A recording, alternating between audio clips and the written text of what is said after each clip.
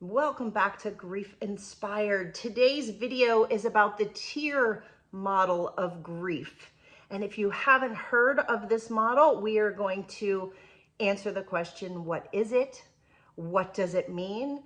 And how can it relate to the grief experience that you're going through right now? My name is McNulty, and you've found Grief Inspired.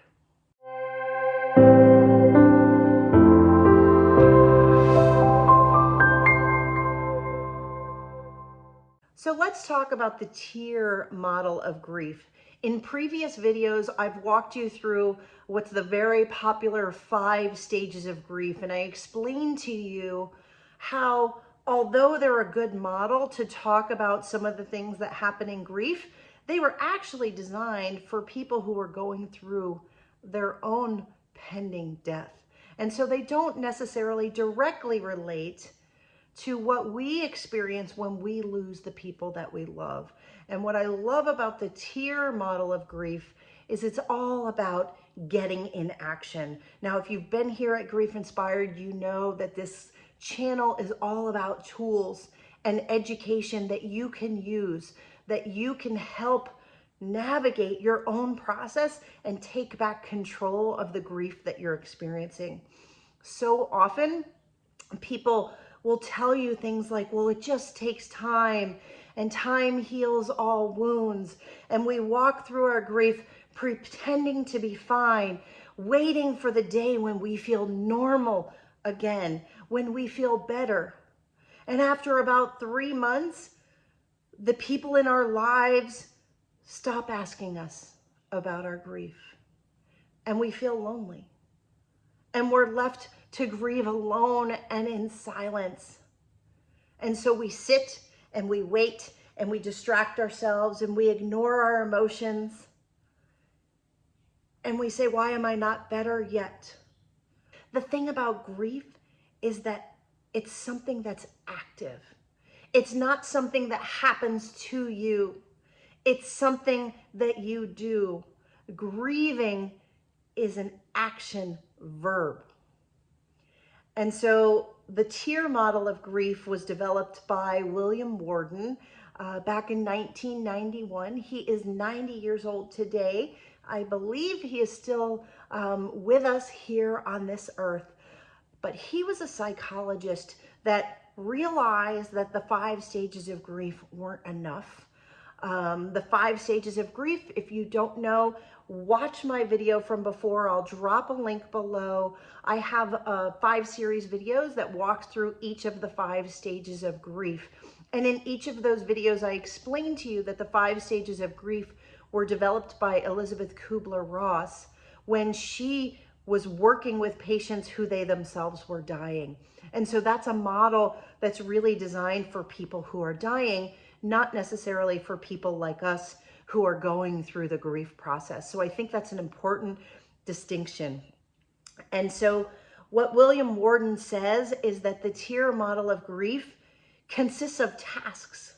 Sometimes it's called the 4 tasks of mourning because it's things that you can do.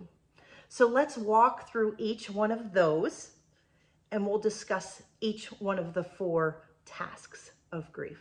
Now, before we go into those, I want you to know that these 4 tasks are not in a specific order. They are really defining tasks that you need to do on your own grief process. And I've evaluated this model and looked at it as relating to my own grief when I lost my son over 12 years ago.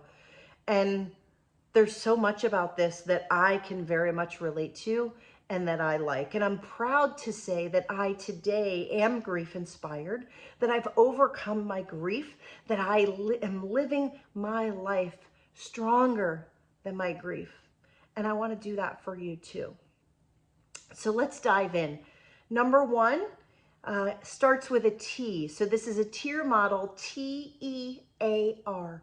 The T stands for to accept the reality of the loss. Now, sometimes it takes time to truly accept what has happened. And we talk about bargaining and we talk about denial and how at first we say, I can't believe this happened. And that's denial. And we're kind of in shock and we're numb. And then we bargain and we say, well, I don't think that this could have happened. Like, what if I had done this? What if I had done that? Maybe they would still be alive. This is the grappling of accepting the reality of the loss. So the T in the teardrop model is to accept the reality of the loss, to get to the point where you say, this has happened. I can't change what happened. And now I have to figure out what happens next. And the real work of grief is figuring out what happens next. So the T is to accept the reality of the loss. The E is to experience the pain of loss.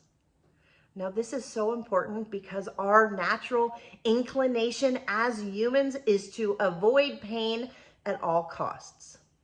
Our brain is designed to protect us from pain, from the mental and emotional experience of pain. But the reality of feeling pain is knowing that the only way out is through. And this is a great quote that I've had a dear friend show me. He had a t-shirt that said, the only way out is through.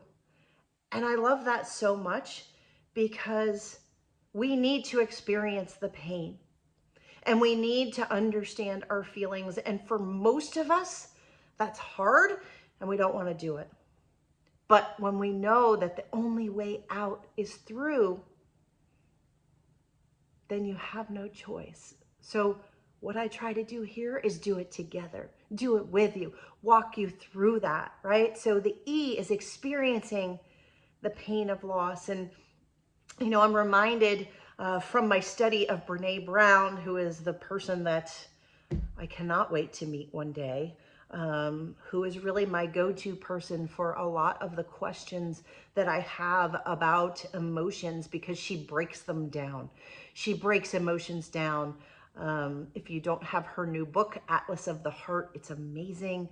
I've read all of her books and just study her, because everything that she gives us is very practical, practical things that we can use in our day-to-day life. It's scientific, and I like that because I'm a scientist myself.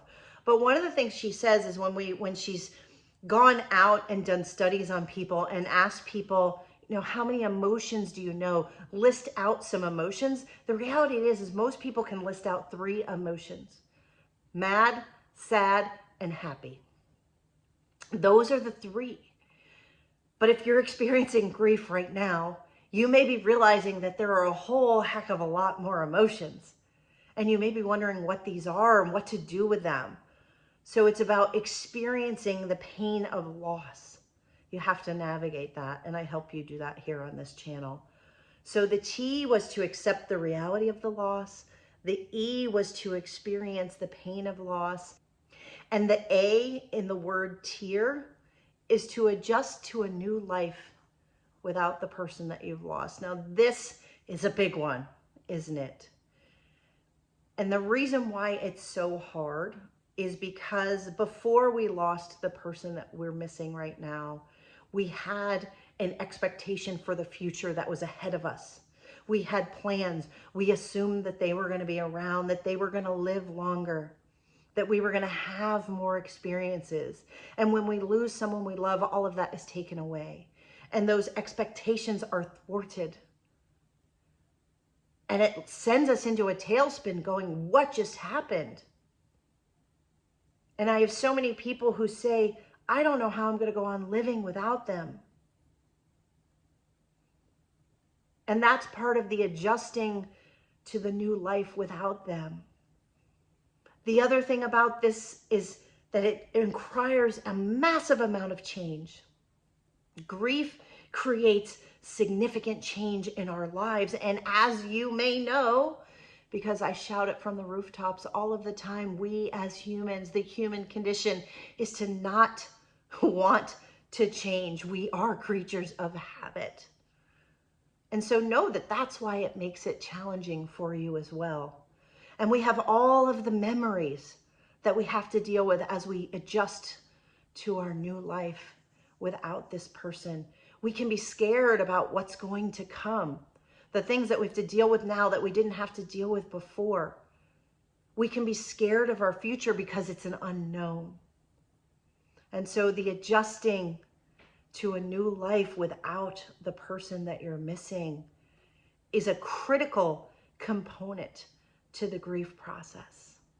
That's the A, adjust to the new life without the person.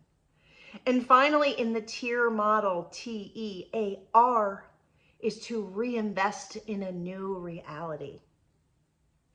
And this is the path forward.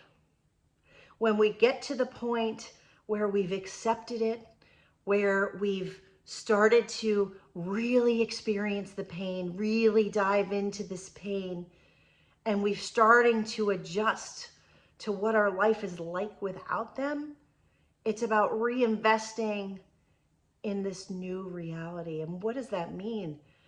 Well, it's moving from surviving through the day to creating something and saying, here I am. I'm experiencing this grief. I know what it is. I feel it. I don't want to live in grief forever, particularly in disabling grief, where you can't do anything, where you're stuck.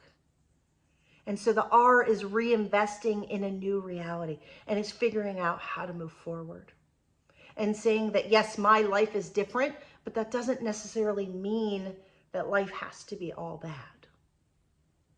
That you can carry the love that you have for the person into the future, and you can start to learn how to live for them. And this requires a lot of inner work. It takes into account how your values have changed. We talked about a lot of change.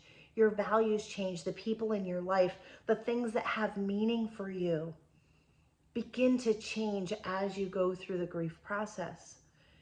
And so reinvesting as a new reality is looking at it and saying, well, what do I want my life to be like now? And how do I figure that out? How do I figure out what does make me happy now that the ground has been ripped out from underneath me? How do I know what I value? How do I want to spend my days? And what's truly important to me? That's reinvesting in a new reality. And you can do that after loss, because loss teaches us so much. So if you're early in the grief process, know that loss is going to teach you. Grief is an education. And what I do here at GriefInspired is give you the tools and the education that you need to help you along that way. Can you figure out some of it yourself? Yes. But I don't feel like you should have to. And that's why I do what I do. And reinvesting in the new reality for me means becoming grief-inspired and taking your grief and turning it into something new and different that honors the person that you're missing or the people that you're missing. Grief is a normal and natural emotional response to loss. It's not something that we need to avoid. It's something that we need to lean into. It's something that we need to learn about. It's something that's going to grow us. And is it going to be a struggle? Yes. But the struggle can create beauty and meaning and purpose for your life. And I want that for you so much. And that's why I do all of these videos. This channel has 250 plus videos that you can watch, that you can use to give you the strength that you need to get through the day. And it's grief inspired because I want you to be inspired to do the work, to know that you can be inspired by your loss. I want to be able to inspire you to just get through the day. So no matter where you are in your grief journey, I like this T.E.A.R model of grief because it's all about getting into action. So get into action. Watch these videos. Reach out to me at griefInspired@gmail.com. Get my journal. If you haven't had a copy of my journal yet, you can find it on Amazon. There is a link below.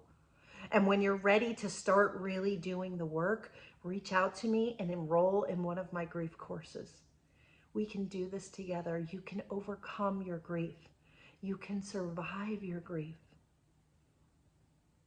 And eventually, you will learn how to live your life stronger than grief.